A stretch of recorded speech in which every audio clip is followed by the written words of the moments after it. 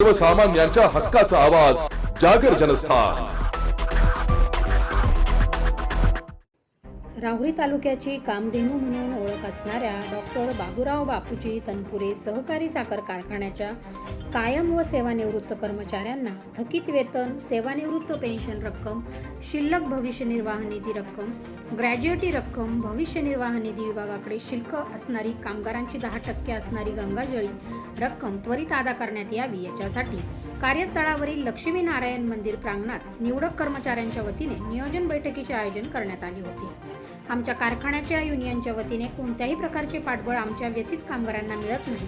मुळात ही युनियनच बरखास्त करून जे कामगारांना न्याय देऊ शकतात अथवा देण्यासाठी धडपड करतात त्यांच्याकडेच युनियनचा कारभार देण्यात यावा ही आमची प्रामुख्याने मागणी आहे।